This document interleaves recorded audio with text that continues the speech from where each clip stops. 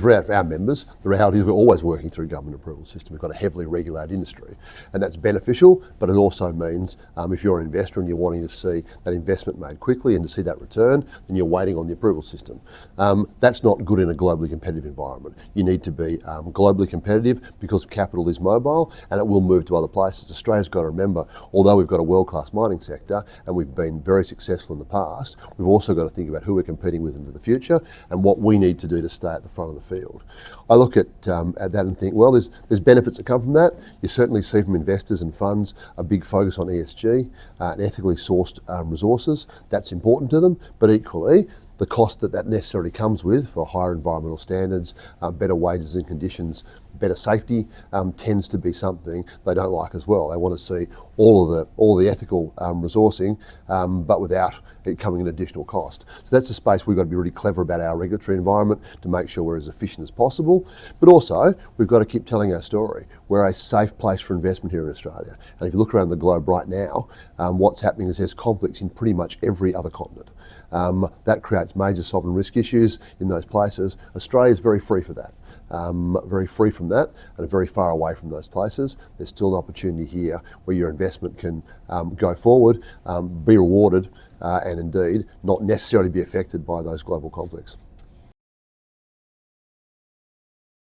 I think it'd be fair to say, look, the market's been through a pretty extraordinary period the last sort of few years. It's been tough to get investment in exploration, though that's finally changed really before Christmas.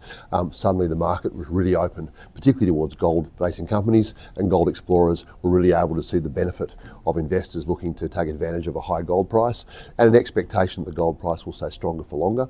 So that's been really good. That influx of capital will probably mean that a lot of those exploration companies can fund the next 2-3 years of exploration programs. So that's setting us up really well. Certainly parts of the industry have done very well of high gold prices, high silver prices, precious metals. Indeed, most industries travelled quite well. On the other side, nickel's been decimated here in Australia as a consequence of global competition, particularly out of Chinese investment in Indonesia. And Australia's got to be really cognizant of that. The reality is if we're not setting up an environment that attracts investment in Australia, it's going to go somewhere else. It's probably going to go to our competitors, and that can have some major impacts for us. So that's what we're thinking about. I think you're hard pressed to say the Australian government hasn't done a lot to support the critical minerals industry in Australia, particularly in project development. There's been a range of quite substantial programs available. If you'd add them all up, without necessarily breaking them apart, you might say there's $25+ billion available to support those projects getting off the ground, mostly in the form of low interest loans and grants and those types of things. The government's also set up recently a critical mineral strategic reserve designed to try and get those last pieces of offtake in place to ensure projects can get financed. And we've just seen that just last week with Arafura Resources, an AMEC member. Government's decision to take a small component of offtake has essentially got them over the line to financial investment decision. That means that we'll have essentially 3 rare earth processing projects here in Australia and quite clearly been the major alternative outside China. That's an important strategic goal for Australia. It's important for our strategic alliances and indeed it's good to see us really investing in a new part of our resources industry. IMARC's been fantastic at bringing international delegations to Australia. I think it'd be fair to say we've had a lot of international delegations over the years talking about critical minerals but without making that investment decision.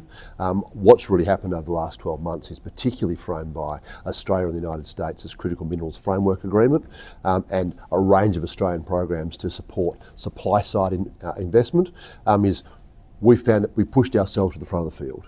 And what you can see happening now with the United States putting $12 billion US dollars into the project vault, wanting to invest in critical minerals projects and secure supply, you can see that both Australia and the US are setting the tone in terms of where the rest of the world should be meeting. And I think when you see those international conversations, what you see is countries in the EU, in North America and other parts of the world realising they're a step behind here and they need to catch up. And that means they need to come and talk to companies here in Australia.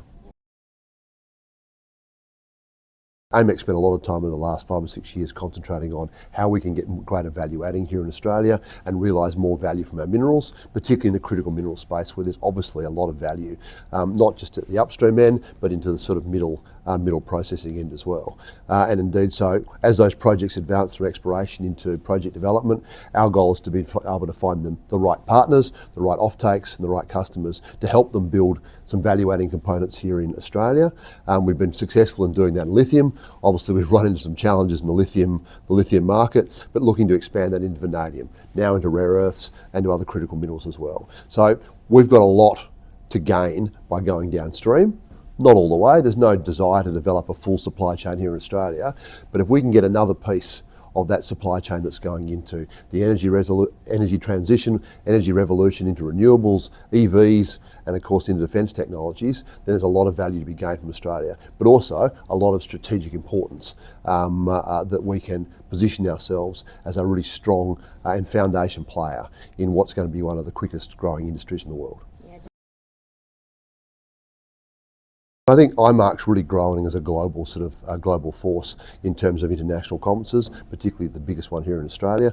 And I think what I've seen year on year is that exploration component really grow, and you actually start to see year on year it's got busier and busier, lots more activity, lots more investment interest, lots more companies wanting to be there, and it makes sense for us to be able to bring more companies into that space and try and take advantage of those opportunities. So we're very positive about it. It's a big trade expo, a big hall, lots of people there, and we've got to make our own noise as well. But indeed, it's a place to be. Don't think Australia hasn't got more to offer. Like, I see this industry across the nation, state to state, territory to territory. There are exciting projects happening all over the place. What they're looking for is the right partners. And in some cases, Australia is a mature destination with a strong regulatory framework. Might appear like it might be in some ways more difficult. Don't forget to factor in, we've been doing this for a long time. We know how to do these things. We have government processes that want to make sure that investment can be realised and that we will get through those assessment processes. Might take a bit longer, but when we get there, you're going to have a stable and secure project and project partner for a long time. Australia's here to stay.